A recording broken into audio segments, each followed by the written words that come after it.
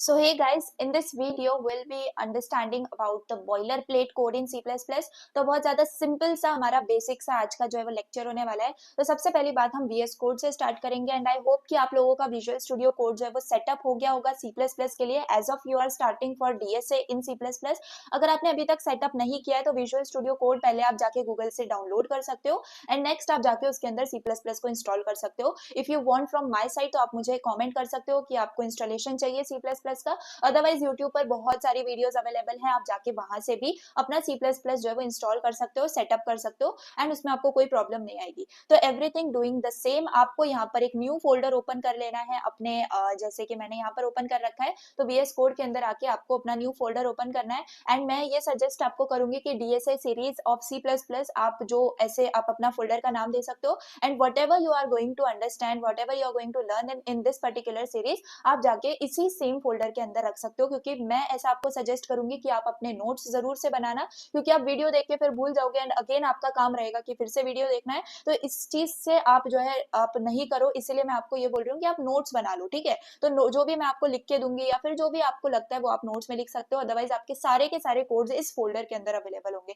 तो फोल्डर को इस तरीके से आपको जो है ना करना है कि आप बहुत अच्छे से इसके अंदर जाके रिवाइज भी कर पाओ। तो जैसे मैंने यहाँ पर अपना फोल्डर ओपन करना है करा हुआ है विजुअल स्टूडियो कोड के अंदर। अब अगर आप इसके अंदर न्यू हो सपोज, तो आपको मैं यहाँ पे बता दूं, आपको यहाँ पे इस आइकॉन से न्यू फाइल आप क्रिएट कर सकते हो एंड इस आइकॉन से न्यू फोल्डर आप क्रिएट कर सकते हो, ठीक है। अब आप चाहो तो इस पर्टिकुलर कोड को जो है आप न्यू फोल्डर करके बेसिक्स के अंदर इस फोल्डर को रख सकते हो, जो भी हम इसके अंदर अब आज लेक्चर के अंदर पढ़ने वाले हैं, एंड देन आप जो है प्रोसीड कर सकते हो। Otherwise you can start with a new file itself. तो मैं यहाँ पर न्यू फाइल पे क्लिक करूंगी तो यहाँ पर I will write basic.cpp। Late से मैं ये नाम देना चाहती हूँ अपनी फाइल के लिए and .cpp is the extension. Okay, .cpp always remember this is the extension of your C++।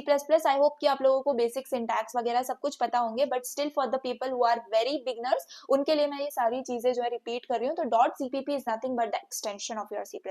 Enter press करेंगे तो न्यू फाइल मेरे पास जो है मेरे VS कोड में ओपन हो जाएगी एंड C++ को स्मूथली रन करने के लिए अपने VS कोड के ऊपर आप एक्सटेंशन डाउनलोड कर सकते हो, which is your C++ extension pack and your C++ वाला, ठीक है। एंड ये कोड रनर वाला एक्सटेंशन जरूर से याद आप जो है ना इंस्टॉल कर लेना, ताकि आप जो है यहाँ पर आके सी दिस आइकॉन, इससे आप जाके कोड रन कर पाओ डायरेक्टली, ठीक है। एंड यहाँ पर आप जो है एक्स्ट्रा सेटिंग्स में जाके ऑटो सेव भी जो है आप ऑन कर लेना, अदरवाइज आपको जो है हर बार Ctrl+S करके सेव करना पड़ेगा अपना कोड। तो इसीलिए आप थोड़ा सा यहाँ पे ये शॉर्टकट चीजें कर सकते हो ताकि आपका ध्यान सिर्फ कोड पे रहे, ठीक है। तो अब हमने जो है एक न्यू फाइल को क्रिएट कर लिया and today yes we are going to write our first code and C++ itself. तो प्लीज आप जो है यहाँ से अच्छे से ध्यान देना। यहाँ पे सी सबसे पहले what I am going to write is that your hash include, ठीक है। अब इस चीज का मतलब क्या है क्या नहीं है ये आपको अच्छे से समझ में आ जाएगा, तो थोड़ा सा आप यहाँ पर टाइम दे सकते हो। अब देखो यहाँ पर जो सजेशंस आ रहे हैं ये हमारे एक्सटेंशन से आ रहे हैं, जो अभी हमने यहाँ से एक्सटेंशन डाउनलोड कर रखा है, तो उस वजह से हमारे पास ये जो है ना सारे सजेशंस आ रहे हैं। तो दिस इज द थिंग जो हम विजुअल स्टूडियो कोड को ज्यादा यूज करते हैं फॉर आवर सिंप्लिसिटी। तो यहाँ पर मैंने हैश इंक्लूड आईओस्ट्रीम लिखा है, यूजिंग नेम स्पेस std लिखा है and only the thing I am going to write here is the main function, ठीक है। अब ये क्या है थोड़ी देर में सब समझ में आ जाएगा। तो this is nothing but the boiler plate code जिसके बारे में हम बात कर रहे थे। बॉयलर प्लेट कोड कुछ नहीं है, जस्ट एक टेम्पलेट आप बोल सकते हो, जो कि हर बार आपको लिखना ही पड़ेगा for executing your C++ program, clear. तो यहाँ पर अगर सपोज हमने ये जो है अभी इसको अगर हमें अपना फर्स्ट प्रोग्राम ऑफ C++ बनाना है, तो मैं यहाँ पे छोटा सा स्टेटमेंट यहाँ पर सी आउट करवा देती हूँ जो हर एक प्रोग्रामर लिखता है, that is your hello world, fine. तो ये मैं यहाँ पर प्रिंट करवाने जा रही हूँ एंड एल, ठीक है। अब इसका क्या मतलब है क्या नहीं बिल्कुल मत सोचो, लॉजिक के बारे में हम बाद में जाएंगे।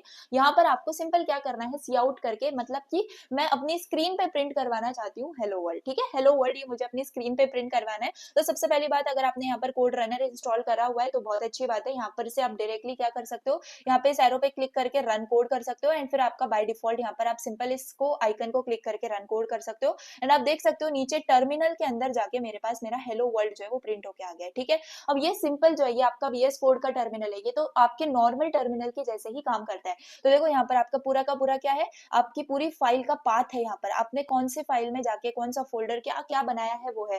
एंड उसके बाद यहाँ पर क्या हुआ है, आपकी चेंज डायरेक्टरी हुई है एंड यहाँ पर बहुत सारी चीजें हुई है जो अभी हम अभी नहीं समझ में आएंगे, लेकिन बाद में जाके आपको समझ में आ जाएगा। मैं आपको बताऊंगी डायरेक्टली आपको टर्मिनल से जाके भी आप कोड को कैसे रन कर सकते हो। एंड यहाँ पर ये तो एकदम शॉर्टकट है ही आपके पास कोड रनर, तो आपको सारी चीजें समझ समझ में आ जाएंगे। अभी के लिए बस इतना समझ लो कि हमने जो है हेलो वर्ल्ड अपनी स्क्रीन पे प्रिंट करवा दिया है and that is only the thing. And यहाँ पर आपको इसको हटाना है, आप किल भी कर सकते हो या फिर ये क्रॉस बटन से भी कर सकते हो। For the time I am just killing the terminal. तो आप समझ में आ गया आपको कि यहाँ पर हमने इस पर्टिकुलर कोड से क्या लिखा, हमने इस पर्टिकुलर कोड में सिंपल प्रिंट करवाया एक sentence that is our hello world. ठीक है, अब जाके इसके जो है समझते हैं ऑब्वियसली। तो यहाँ पर जो मैंने लिखा हुआ है क्या, हैश इंक्लूड आईओ स्ट्रीम, ये आपकी सबसे पहली लाइन है। फाइन, तो ये जो लाइन है इसके अंदर आप क्या लिख रहे हो, इसको बेसिकली आप अपने कोड के अंदर एक हेडर फाइल इंक्लूड कर रहे हो। और ये जो है आपके, जैसे कि अभी यहाँ पर ये जो है आपके ये ऑपरेटर्स हैं, तो इन ऑपरेटर्स के अंदर आपने क्या लिखा है, उस हेडर फाइल का नाम लिखा है जो आपको इंक्लूड करना है। तो ऑब्वियसली ये कीवर्ड क्या कर रहा है, आपकी हेडर फाइल को इंक्लूड कर रहा है। याद रखो ये हैश आपको लिखना यहाँ पर इंपॉर्टेंट है। अब ये आईओ स्ट्रीम मैंने आपको बता दिया क्या है, हेडर फाइल। अब हेडर फाइल क्या होती है, सबसे पहली बात तो इस पूरे के पूरी लाइन को बोला जाता है प्री प्रोसेसर डायरेक्टिव। ठीक है, प्री प्रोसेसर डायरेक्टिव, आप यहाँ पर अपने नोट्स के अंदर भी लिख सकते हो, इसको अच्छे से याद रख सकते हो, प्री प्रोसेसर डायरेक्टिव। तो प्री प्रोसेसर डायरेक्टिव होता क्या है, ऑब्वियसली ये एक ऐसा कोड होता है। ठीक है, ये एक ऐसा कोड होता है जो कि ऑलरेडी किसी ने लिखा हुआ है। ठीक है, ये कोड ऑलरेडी जो है किसी ने जाके लिखा हुआ है एंड देन आप क्या कर रहे हो, इसको इंक्लूड कर रहे हो अपने कोड के अंदर। इसका मतलब आप ये इस कोड को यूज करना चाह रहे हो। अब ये कोड क्या है, ये हेडर फाइल है, मतलब कि आपने इनपुट आउटपुट के जो भी हमारे कोड्स हैं वो ऑलरेडी किसी ने लिख रखे हैं। तो इसीलिए हम जो जब भी हम सी आउट को यूज करेंगे, सी इन को यूज करेंगे, तो हम इस चीज को यहाँ पर यूज कर सकते हैं। ठीक है,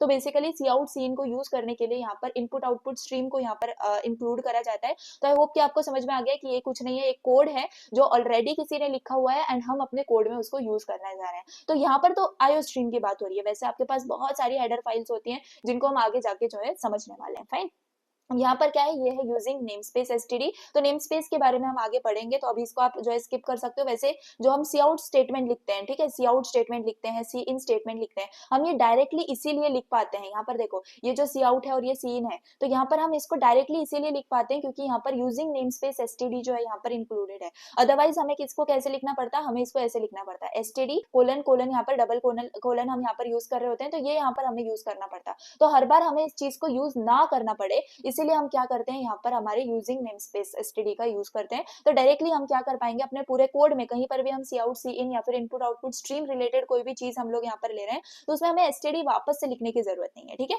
तो ये दो लाइंस का जो मतलब है आपको आई होप से समझ में आ गया होगा। अब याद रखो, हमेशा जो हमारा कोड होता है ना, हमेशा हमारा जो कोड है वो स्टार्ट कहाँ से होता है, स्टार्ट होता है आपके मेन फंक्शन से। कौन से, मेन फंक्शन से। अब ये मेन फंक्शन आपका कहीं पर भी हो, अगर एकदम एंड ऑफ द कोड के अंदर है एंड आपने ऊपर बहुत सारा कोड लिखा हुआ है, फिर भी आपका जो एग्जीक्यूशन है वो स्टार्ट आपके मेन फंक्शन से ही होगा। ये बात आपको याद रखनी है। क्लियर, तो आई होप सो ये समझ में आ रहा है आपको। Now the next thing is that कि यहाँ पर हमने जो इंट मेन फंक्शन लिखा है, ये हमने यहाँ पर इंटीजर टाइप का बनाया हुआ है। मोस्ट ऑफ द हम जो अपना फंक्शन बना रहे होते हैं, मेन फंक्शन तो हमारा इंटीजर टाइप का होता है की ही होता है। बाकी जो हम फंक्शन देखेंगे वो हम अलग अलग टाइप्स के देखेंगे एंड जब हम डेटा टाइप्स को पढ़ेंगे तो और ज्यादा ये इंटीजर वगैरह आपका क्लियर हो जाएगा। ठीक है, तो यहाँ पर ये बस याद रखो, ये जो कर्ली ब्रेसेस हैं आपके, ये जो कर्ली ब्रेसेस आपको नजर आ रहे हैं, ये कर्ली ब्रेसेस कुछ नहीं है, ये आपके ब्लॉक ऑफ कोड है। क्या, कर्ली ब्रेसेस को हम क्या बोलते हैं, इसके अंदर हम क्या लिखते हैं, बेसिकली ब्लॉक ऑफ कोड लिखते हैं। तो ये जो कर्ली ब्रेसेस हैं, ये ब्लॉक ऑफ कोड को ही यहाँ पर रिकॉग्नाइज करते हैं, बेसिकली आपको बता रहे होते हैं। ठीक है, तो आई होप आपको समझ में आ गया। आपका एग्जीक्यूशन कहाँ से स्टार्ट होगा, तो मेन फंक्शन से स्टार्ट होगा।